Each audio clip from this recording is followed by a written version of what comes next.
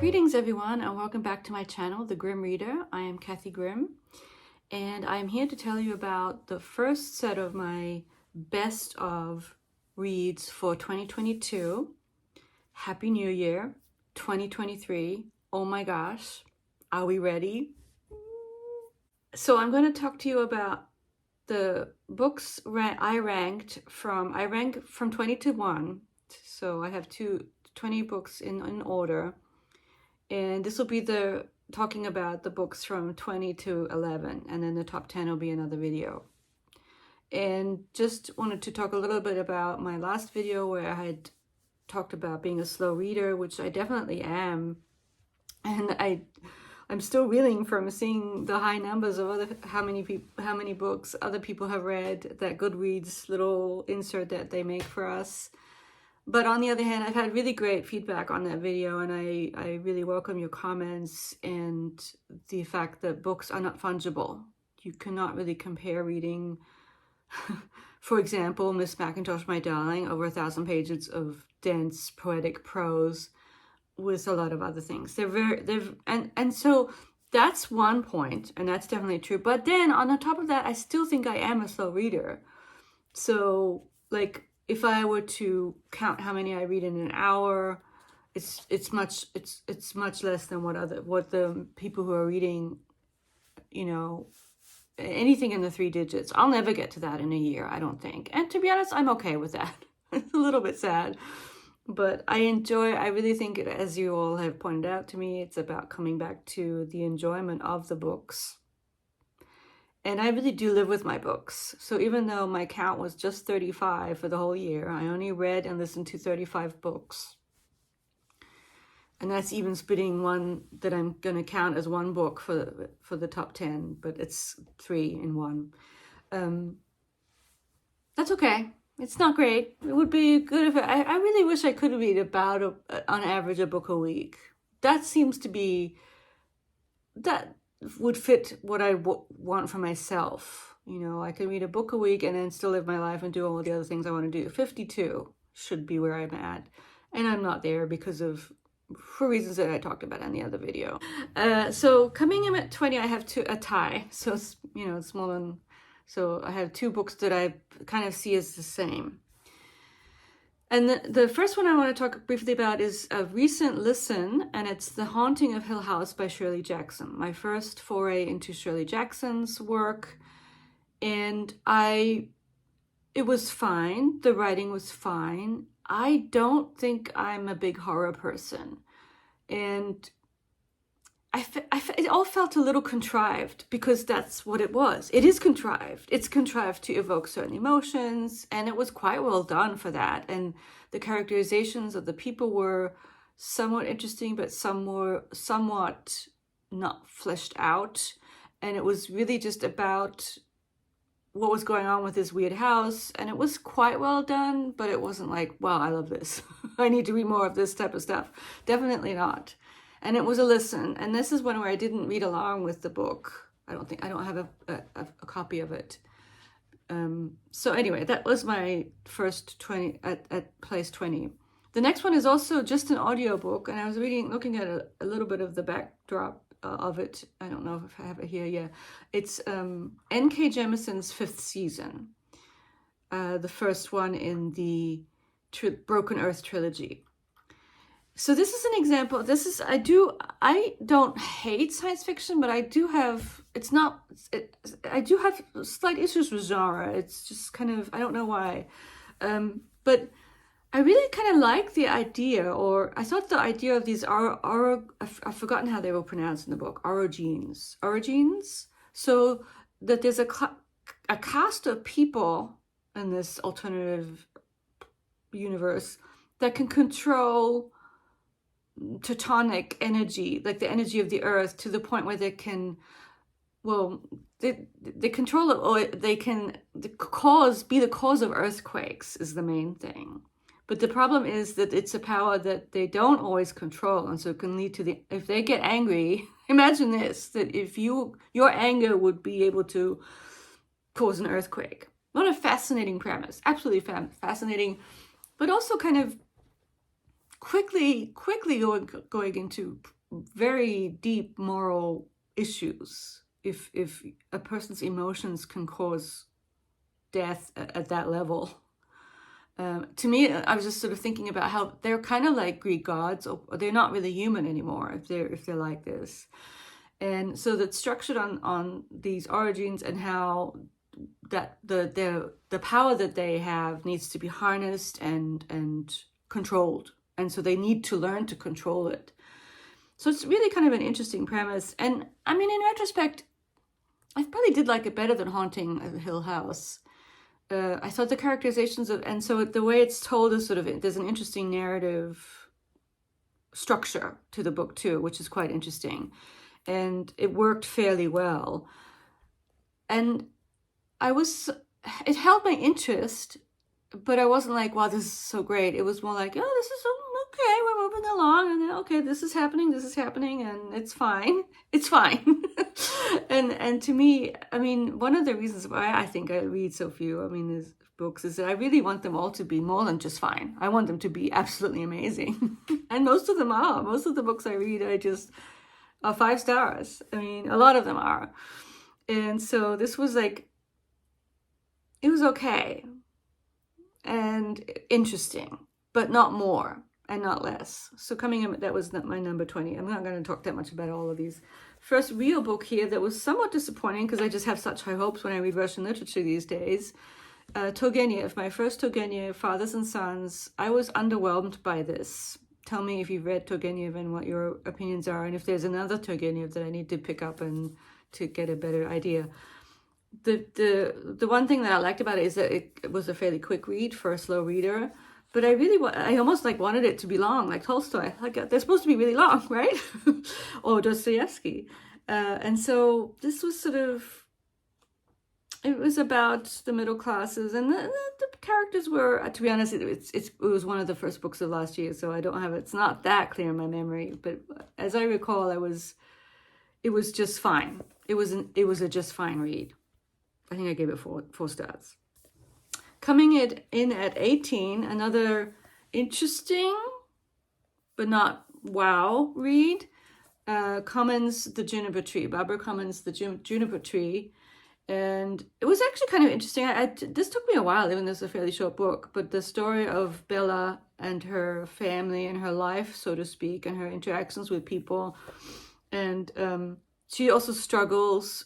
What I do like about Cummins is that she focuses on people who are financially hard up and need to struggle to make a living. But they're not sort of in the factory making a living, they're doing other things. The premise is that it's structured similarly to the Grimm, and it's actually Grimm, fairy tale, The Juniper Tree. Fantastic, dark, shamanic, full of symbolism. It's a good fairy tale. And you should all go read it. Find it on the internet. It's maybe if I find a link to it, I can put it in the show notes. And so this is sort of structured on that, and that I felt was a little bit almost gimmicky. It didn't really fit, and I don't know why she did it that way. Like, it didn't. I mean, it sort of worked with some of the stuff some of the symbolism, but it didn't really. That part I thought pushed it down for me. I think is that the fact that she's kind of supposedly a retelling of a weird shamanic fairy tale that involves cannibalism. I don't think there's any cannibalism. As I recall, there's no cannibalism in here. Don't worry. So that's coming in at number 18. Now we're getting to the books that I liked a little bit better, but they were still sort of not great. And coming in at number 17 was a Herta Müller novel. Herta Müller, the Nobel Prize winning writer from Germany, but also connected to Romania. And this is also kind of an autofiction work of a woman, not that young, I think in her 30s, moving from her country, from Romania to Germany to I guess not. I'm trying to remember. So just unification is sort of just barely happening. And this was fine. It was quite good. I think she's an interesting writer. I don't think that she's always completely successful with her. She's experimental in her use of German language, And she's sort of someone who I know for a fact, she writes poems where she cuts out the words from print sources and makes collage poetry. So she's sort of interested in language at a very word for word level, which makes her writing very concrete and poetic and beautiful at times. And this one was sort of not always as successful as other of her works. It's pretty much about this woman and her relationship to men, and she's moving around Berlin in a kind of bit of a stupor, having to rearrange herself in this new world and trying to find her own self. So traveling on one leg is this documenting this journey. And yeah, it was good. It's a signed copy. She was so sweet when she came here. And coming in at number 17. The next one is another one that I had a copy of, but I think I actually got rid of it when we took some books to the half price. And so I'll insert my image here of the audio, which I basically listened to it and then would look where I was in the book, which is this thing that happened this year where I really like to do that, have a print copy and listen. And that was Kindred, which I thought was quite good. And I'm actually interested, I think I've seen the trailer for the Hulu show of it, and I think it will work well as a series. I think it was quite well told.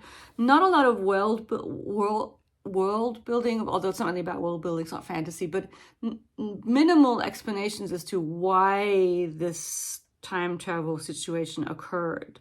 But enough, and it is what it is. It's a way to explore the issues to do with American history and slavery. And the characters were actually pretty interesting. It's definitely, even though it's only 16, it's definitely up there. It's definitely sort of more enjoyable than some of the books lower in the list. So I did enjoy it. And it was also a fairly quick listen. And that was my number 16. And I would say 15 is close in terms of they're both kind of almost the same. And that would be Breakfast at Tiffany's, which I basically mainly listened to as well. So my first Truman Capote, I'd never read any Truman Capote. I've seen In Cold Blood, the movie version of it, which I thought was really good. And I'm actually, do I want to read In Cold Blood? It's just one of these books that might be a little bit too much of a downer. Copyright 1950. So this is sort of post-war America and this strange young woman.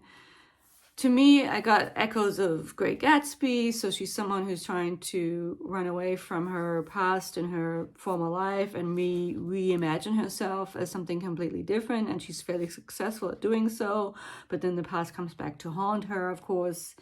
And his relationship so the narrator in here seems to be, he's enamored with her. And as I recall, the movie's a little bit too it makes him more straight than he seems to be in here. He's more like Truman Capote in here. Or he seems that way not completely, but like the guy who's playing him in the movie, George someone, looks very, very, very vanilla. Which, it's a choice that they probably thought they had to make. And then Audrey's Audrey. I don't know. I'd have to watch the movie and see how it compares. It's been a very long time since I've seen the movie. So this was good. A little dated.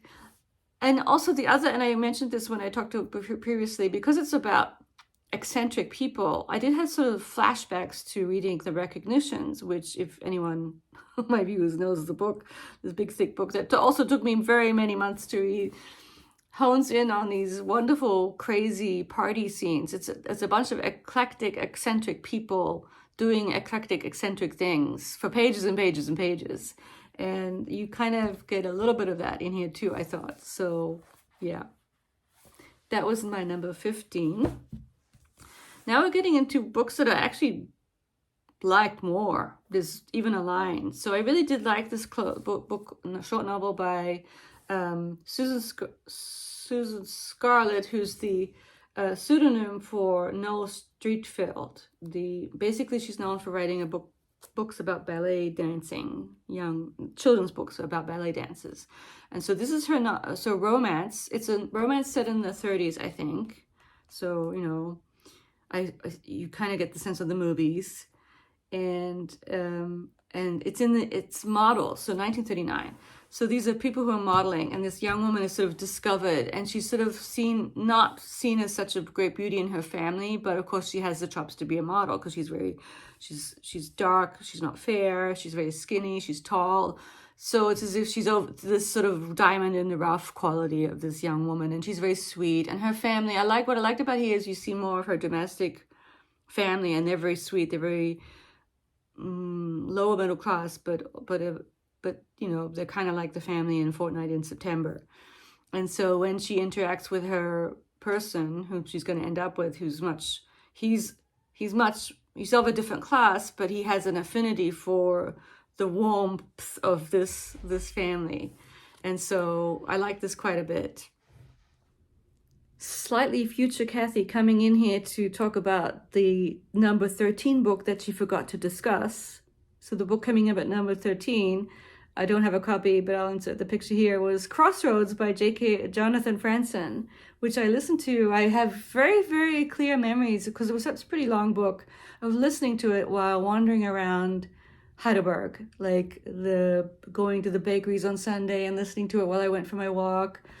So it's really kind of, I can't even remember what parts I was listening to where.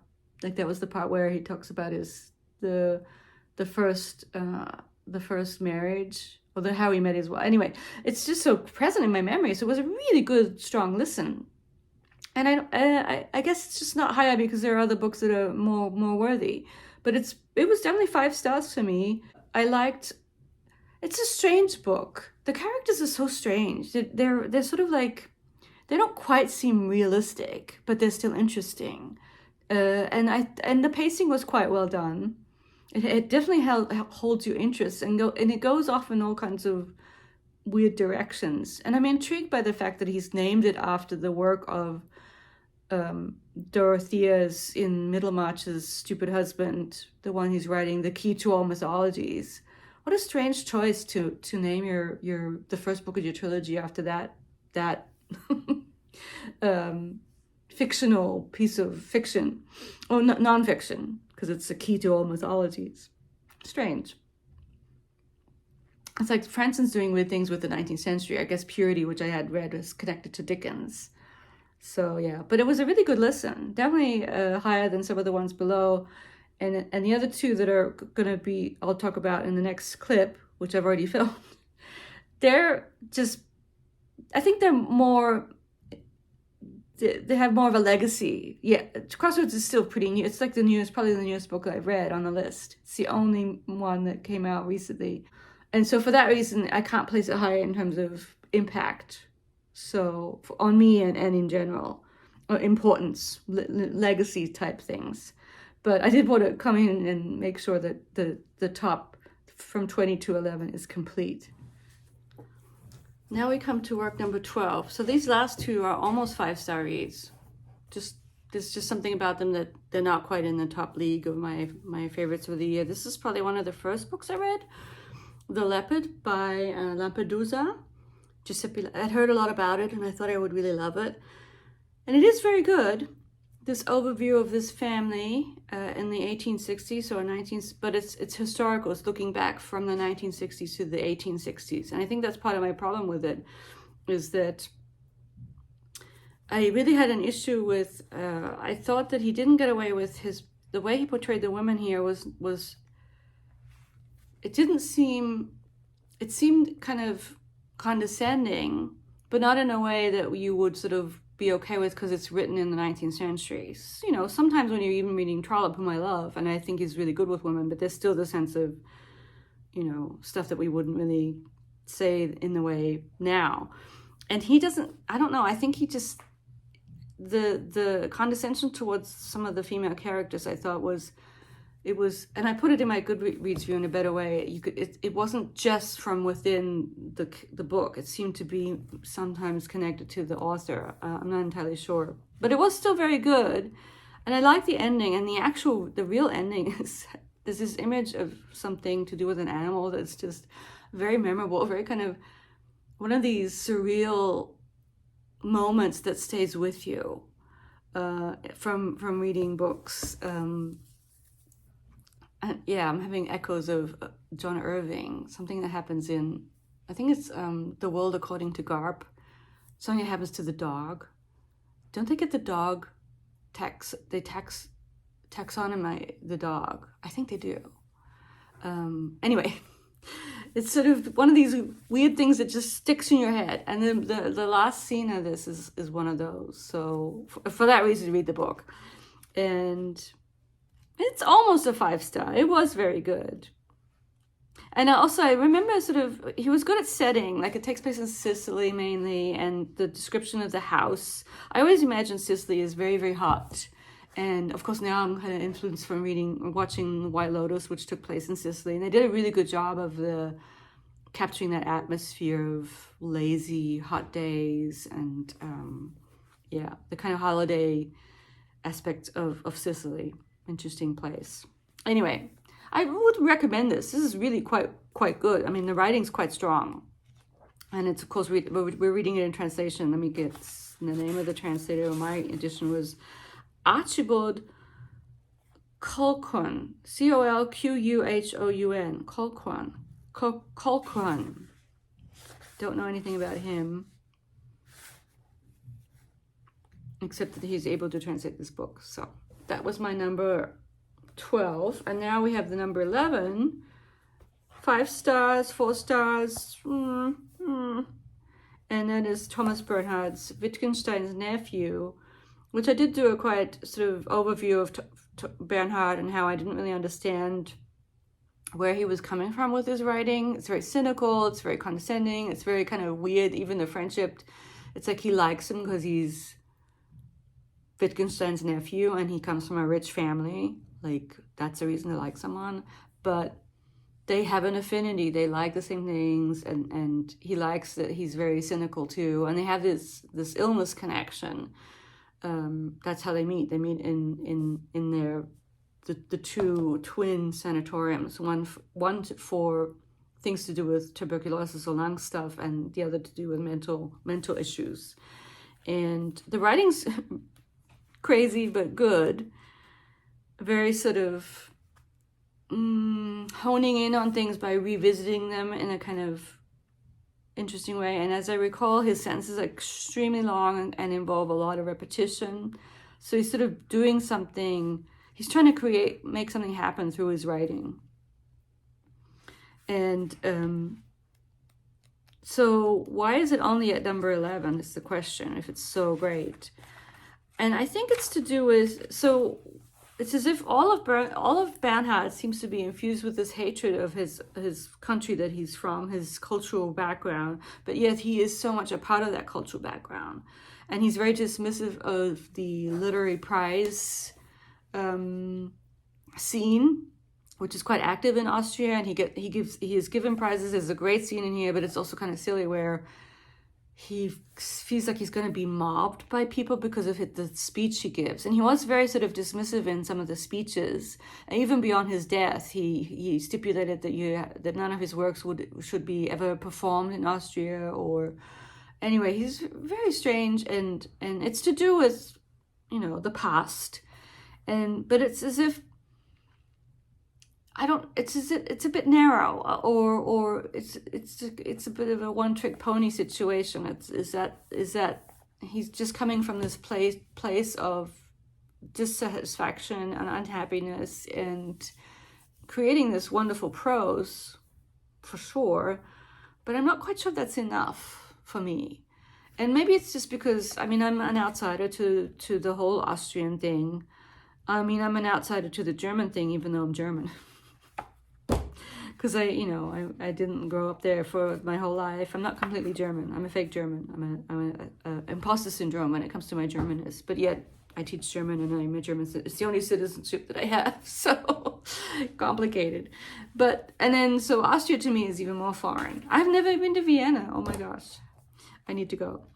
So, but then again, I do love some of the Austrian authors. So some of the older ones more than. Although I do like Jelinek, the woman writer, Jelinek. She's very, very good. But also very dark. Very dark. But she's kind of got the gender thing going on too. Anyway. So yeah. Only coming in at number 11. That leaves my top 10, which I will get to probably tomorrow, I think. And thank you all for watching and subscribing. Please share your thoughts on this group of books. And if you have insights as to other works by these authors that I should try, I'm definitely willing to give them a go. Yeah, and I will talk to you very soon. Thank you all for watching. Bye.